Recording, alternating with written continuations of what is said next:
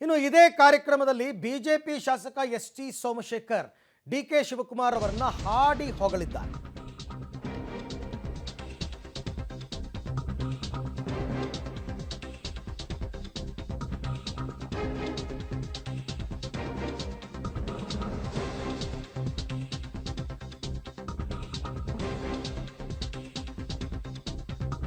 ನನ್ನ ಕ್ಷೇತ್ರದಲ್ಲಿ ಕಸ ಘಟಕಗಳ ಸಮಸ್ಯೆ ಇತ್ತು, ಅದನ್ನ ಡಿ.ಕೆ. ಶಿವಕುಮಾರ್ ಬಗೆಹರಿಸಿದ್ದಾರೆ.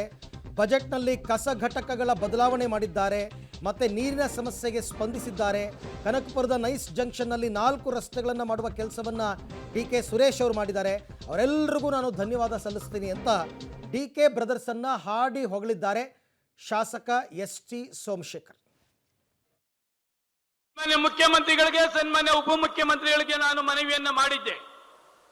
ನನ್ನ ಯಶವಂತಪುರ ವಿಧಾನಸಭಾ ಕ್ಷೇತ್ರ ಏನು 5 ಕಸದ ಘಟಕಗಳಿದೆ, ಆ ಘಟಕಗಳನ್ನ ಬೇರೆ ಕಡೆ ಶಿಫ್ಟ್ ಮಾಡಬೇಕು, ನಮ್ಮಲ್ಲಿ ಶುದ್ಧವಾದ ಗಾಳಿ ವಾತಾವರಣವನ್ನ ಮಾಡಿಕೊಡ್ಬೇಕು ಅಂತಕ್ಕಂಥದ್ದನ್ನ ಮನವಿಯನ್ನ ಮಾಡಿ ಬಜೆಟ್ನಲ್ಲಿ ಸನ್ಮಾನ್ಯ ಉಪಮುಖ್ಯಮಂತ್ರಿಗಳು ಬೆಂಗಳೂರಿನ 4 ಕಡೆ 50 ರಿಂದ 100 ಎಕರೆ ಮಾಡುವ ಮುಖಾಂತರ ಬೆಂಗಳೂರಿನ ಎಲ್ಲ ಕಸದ ಘಟಕಗಳನ್ನ ಶಿಫ್ಟ್ ಮಾಡಿ ಒಂದು ಕಡೆ ಅದನ್ನ ಕ್ಲೀನ್ ಆಗಿ ಶೇಖರಣೆ ಮಾಡತಕ್ಕಂಥ ಕೆಲಸವನ್ನ ಮಾಡಿದ್ದಾರೆ. ಅದಕ್ಕೆ ನಾನು ಯಶವಂತಪುರ ಕ್ಷೇತ್ರದ ಜನತೆಯ ಪರವಾಗಿ ಉಪಮುಖ್ಯಮಂತ್ರಿಗಳಾದಂತಹ ಸನ್ಮಾನ್ಯ ಡಿ.ಕೆ. ಶಿವಕುಮಾರ್ ಅವರನ್ನ ತುಂಬ ಹೃದಯದಿಂದ ಅಭಿನಂದನೆಯನ್ನ